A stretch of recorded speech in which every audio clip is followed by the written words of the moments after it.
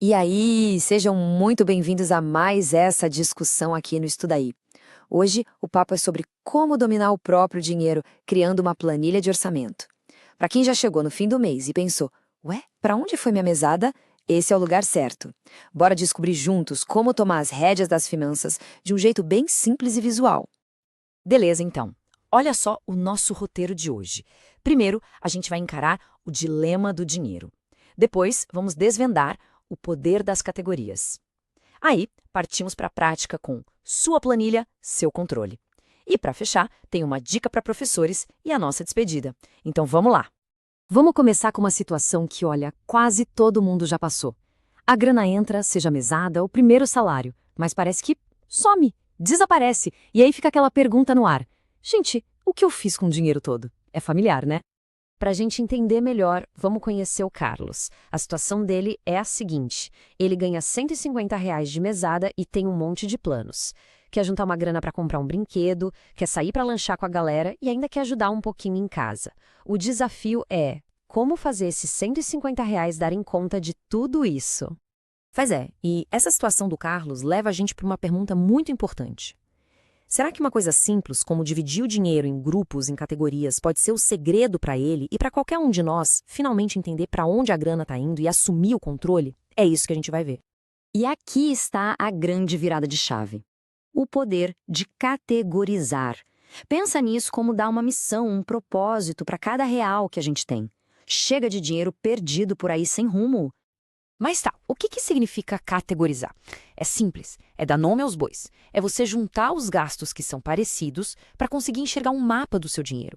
Aquela confusão de não sei com que gastei vira uma clareza total. É sem dúvida o primeiríssimo passo. E como a gente faz isso na prática? Bom, a gente começa agrupando os gastos essenciais, aqueles que são a base de tudo, sabe? Tipo, moradia, que pode ser o aluguel, alimentação com as compras do mês, transporte, com a passagem do ônibus e os serviços básicos, que são as famosas contas de água, luz, internet. Mas ó, a vida não é só pagar boleto, né? Por isso, a gente também precisa ter categorias para educação, para saúde e, claro, para o lazer, um cineminha, um passeio. E tem uma categoria super importante que muita gente esquece, a reserva financeira, que é aquela graninha guardada para uma emergência. Ok, hora de um teste rápido para ver se a ideia pegou. Dando uma olhada nessas opções, onde é que os gastos com água e luz se encaixam? Pensa aí um pouquinho. Acertou quem falou serviços básicos. Exatamente. Embora eles sejam para casa funcionar, eles têm uma categoria própria, separada de moradia, que geralmente é sobre o custo do lugar em si, como o aluguel, por exemplo. Beleza?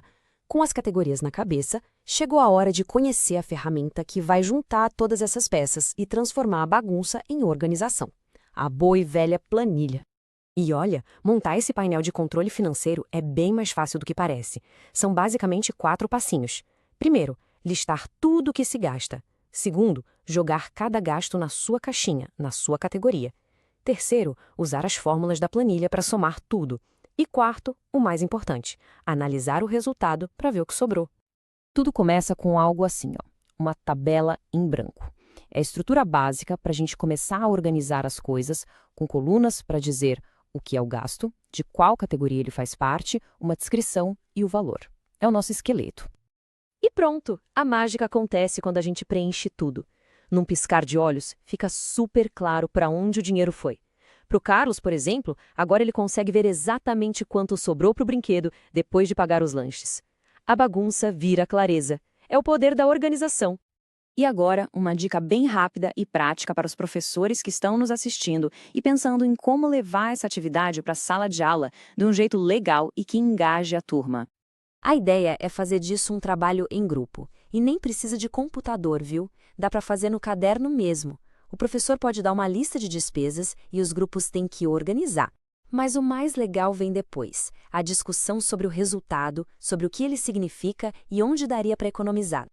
Bom, estamos chegando ao fim. Então, qual é a grande lição que fica de toda essa nossa conversa sobre planilhas, gastos e categorias?